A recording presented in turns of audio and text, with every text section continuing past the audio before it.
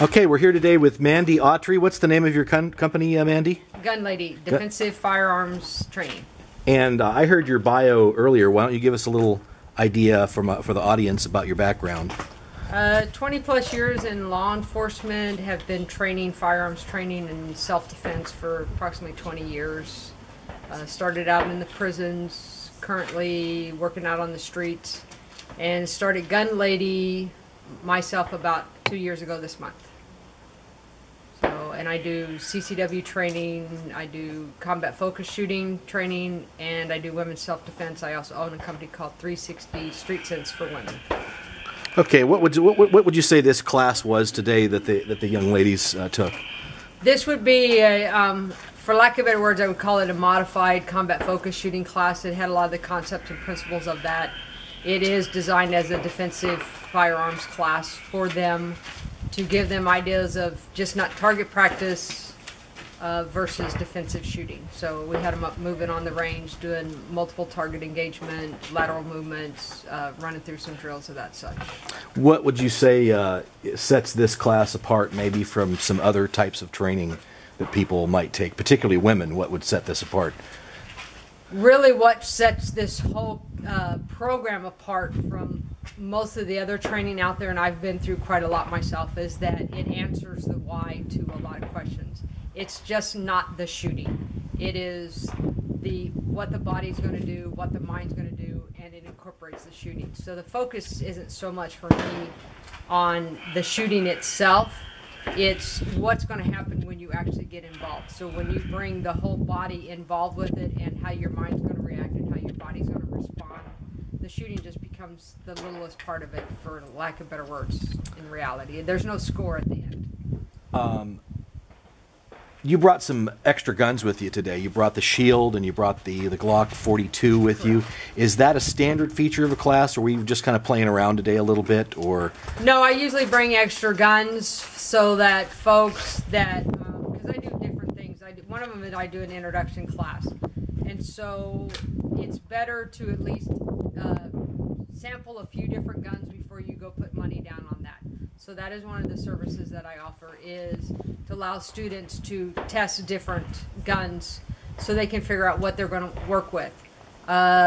It makes it easier because some folks, you know, their mindset on this is the gun I'm going to use, and then they get to come out and experience with something else, and it's like, oh, there are different things out there. Okay. Because it kind of comes back. The right hand, your strong hand, is going to go on the back of the gun as high as it can. I usually say without interfering with the slide. Okay. Index, I always like to have it index on the frame, and the reason for that is that if you're standing on the other side, you can clearly see I have no finger on the trigger at all. Okay, so if I'm standing on the other side, it looks like this. You're like, I don't have it on there, but when you look at it that way, it kind of looks like you actually have your finger on the trigger. Okay, this thumb stays up until we get this hand in here. The support hand. The easiest way that I find to do this is to put that thumb forward, and basically you're just going to fill in that gap. Wrap those fingers around and just lay that thumb right on the frame of that, and just layer your strong thumb over the top. Okay?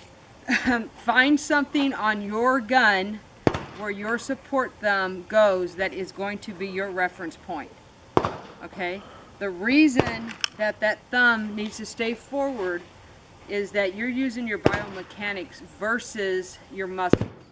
So if I lock my thumb forward, it locks my wrist forward, and if I'm locking my elbows forward and I'm rolling my shoulders forward, not up like this, they actually roll forward, I'm actually biomechanically locking out. It's going to cut down on my felt recoil. It's going to allow me to get back up on target a lot faster. Okay? So totally a different, I know there's some school of thoughts. We did thumbs up. Yeah, and it worked for me initially. It's great for its weaver. Yeah. So a totally different thing. Okay? This locks this in there, and what it does is it causes, when I'm locked like this and I've got everything else locked out, my recoil goes like this versus like this. Okay? Because of the way the guns function from the holster. You ready? I'm ready. All Bring right. it. Ahead, So I'm gonna do it by right here. Show me. Yeah. I'll go get that green one for you. Actually, I'm just gonna get you a bucket. You're gonna be okay if we use a bucket for you? Yeah, rolling those Here, barrels over here. There you go. I'm gonna use one of those. All right. Presentation from the holster is done in 7 steps. Okay. The first one is the terminology you're going to hear is recognize. That's your startle flinch. Your startle flinch is, it's got to be above the waist, in between the shoulders, and my hands come up to protect my core parts, okay? Don't put them here because this is, you're not telling the bad guy, I can't see you, that you can't see me, right? I still have to see the bad guy. So the hands are coming up and they stay close to the body because what am I trying to protect? My face, my head, my neck, you know, my chest and all that area, right? They're not out here like stop. Okay, so it's right here. So it's going to be your startle flinch. I'm going to lower my center of gravity. I'm going to bend my knees and close up at the hips. Okay, the reason this is incorporated into your training is your body's going to do it anyways. So if you build it into the training, when it happens, your brain already has that rut to do what it needs to next. That's why you'll watch a lot of the law enforcement dash cam videos. They will actually do a startle flinch and then there's a hesitation because they're like, shit, what'd I do? I've never trained that way. So startle flinch is built in there, hands are gonna come up. Then you're gonna hear the terminology grip, okay? Get a full grip on this gun. This is not a grip, okay? So you gotta get all those fingers around there, you're getting that full grip. And then if you have a retention device on your holster at that point, you gotta take it off. Yeah. Okay, so on this one I have the retention device, I already just pulled it up a little bit because this is not a just tap and then it disconnects. It's an actual hold it until it disconnects. Okay, then you're gonna hear straight up. I want you to pull this gun as high up as you can till you basically tweak that shoulder, okay? And if you do that, it's going to be sitting about right here. Okay, so from back here, my elbow is just straight back. It's not out like this because that would really hurt. Okay, it's just bringing this gun straight up.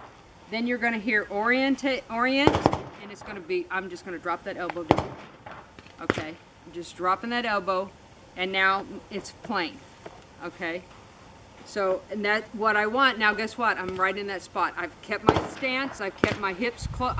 My hips are closed up. My knees are down. And now I'm just going. This hand stays right where it is, where it started.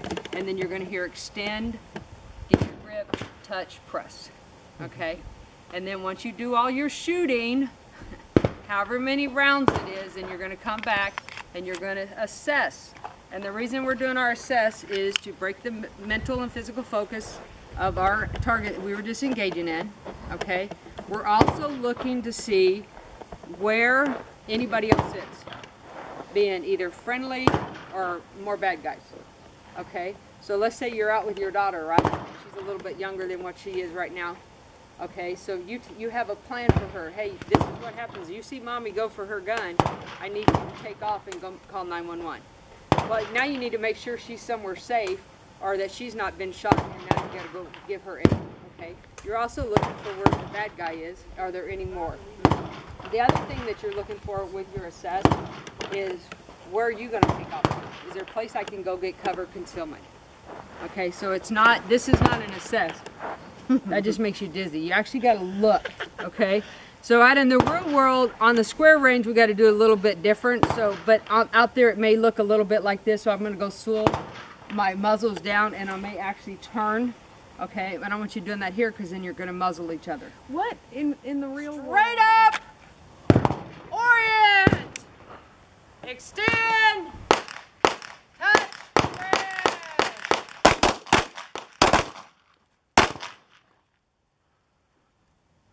So you want it on the front, yeah?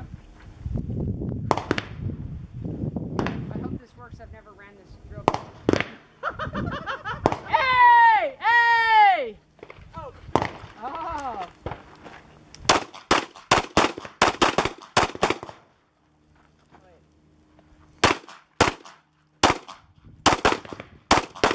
Fix your thumbs. Fix your thumbs. Yeah, that was. Hi, I'm Natasha.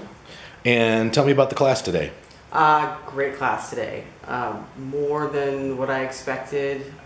Really enjoyed her whole presentation. A lot of knowledge, a lot of background, a lot of whys to whats and wheres. Got really comfortable with holster work, which I was kind of a newbie in that range.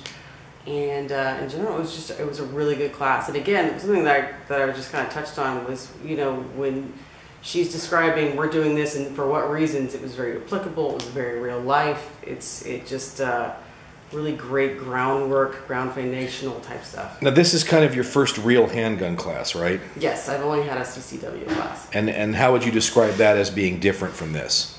You know, in the CCW class, you know, actually what I would like to do is take this class and make it my CCW class. It really filled in a lot of gaps. As someone who's going to be a concealed carry person, I feel like I got all the knowledge in this class that I think would so be beneficial in a CCW class. I enjoyed my CCW class, but it was neat to really have more of a hands-on, having, you know, my gun on me and, you know, getting to my magazines, you know, etc.